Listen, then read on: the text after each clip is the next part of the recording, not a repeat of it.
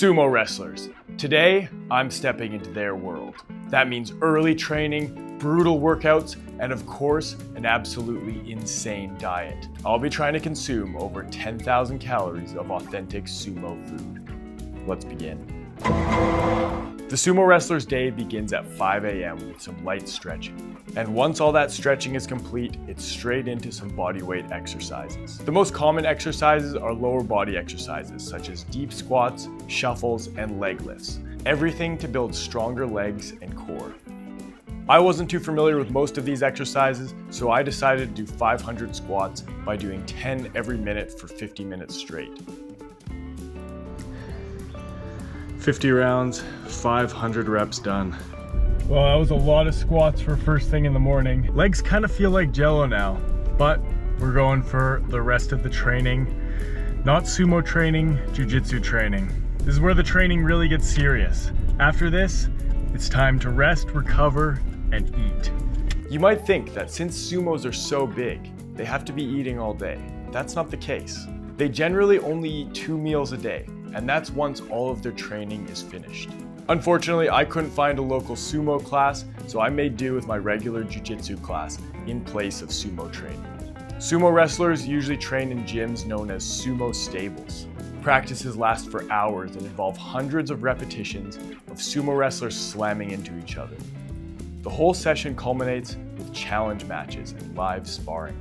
My class was slightly less intense, but had surprisingly similar structure. Well, training is all done for the day, but now the real challenge starts. It's time to feast. We gotta absolutely pound down as many calories as we possibly can. All right, so for the first meal, we're gonna be going to hotpot.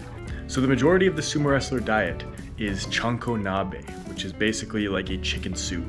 So we're gonna go to hotpot where you can make your custom soup. And there's one restaurant that gives you unlimited rice because the sumo wrestlers eat a ton of rice.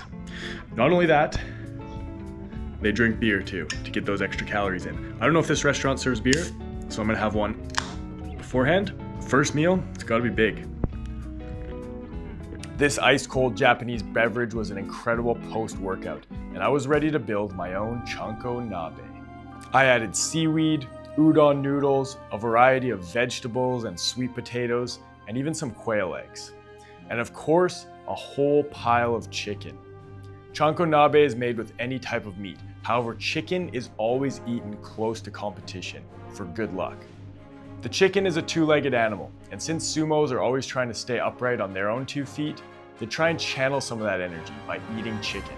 So we got 1.2 kilos of hot pot coming. That's not including the soup base as well. So this is gonna be a lot, plus unlimited rice. I enjoyed another Japanese beverage along with my first 2 cups of rice while waiting for our soup. Rice is another huge staple for the sumos, and lucky for me, if there's one food I can seriously pack down, it's rice. The chanko nabe arrived, and from there it was a blur. Chopsticks flying, slurping noodles, and broth splashing everywhere.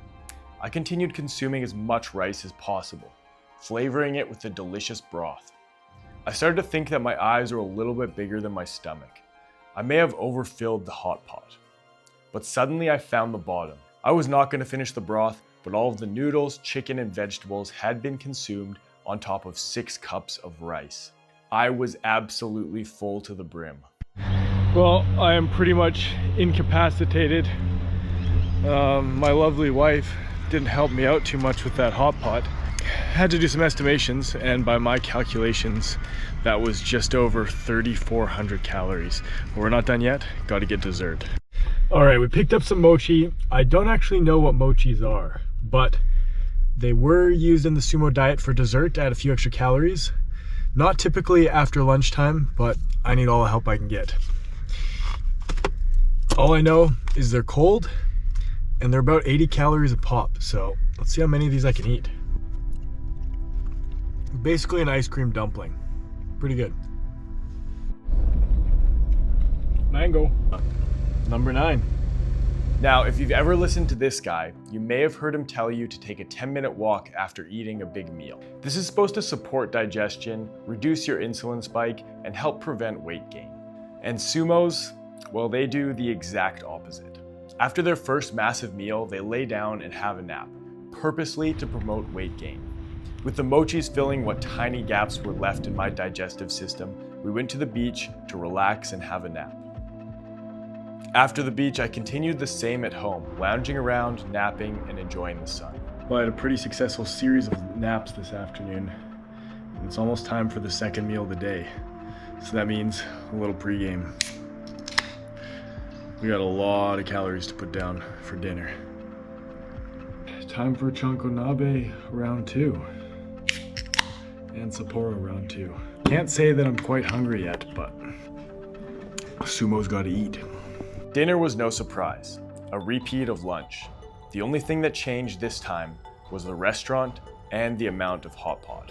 Udon, vegetables, and a variety of meats topped with a ton of chicken were loaded into our bowl and cooked. I quickly put back a couple cups of rice before the Chanko Nabe arrived, but I was already starting to worry. The broth is light and quickly digested, but I was feeling like I had completely overdone it on the first meal. This time around, I was way less enthusiastic. The soup was delicious, but it's hard to enjoy a meal when you show up to the restaurant full. Somehow I managed to completely empty the soup bowl, and all that was left was a final bowl of rice and some broth. I wasn't too excited about this, but I knew what I had to do. Well, I'm full to the limit, but by my calculations, I'm still about 1,000 calories less than lunch. So we're gonna get some mochi. Well, this is all we got. This is probably all I can handle. It's probably 300, maybe 400 calories on a good day. Let's eat. Espérate que está como sucia la toma. Looks like white. Why? Looks good on this side. This mochi was delicious, but it still wasn't enough to get me to my 10,000 calorie goal. At this point, the goal was way too far out of reach, but I wasn't gonna stop trying. Well, I'm pretty far off my 10,000 calorie goal, but I'm beyond full. One more of these, and then I'll be done for the night. Sumos like to get to bed early, because they gotta get up and do it all over again tomorrow. That's it for the sumo life. It is not an easy one. I'm so uncomfortably full.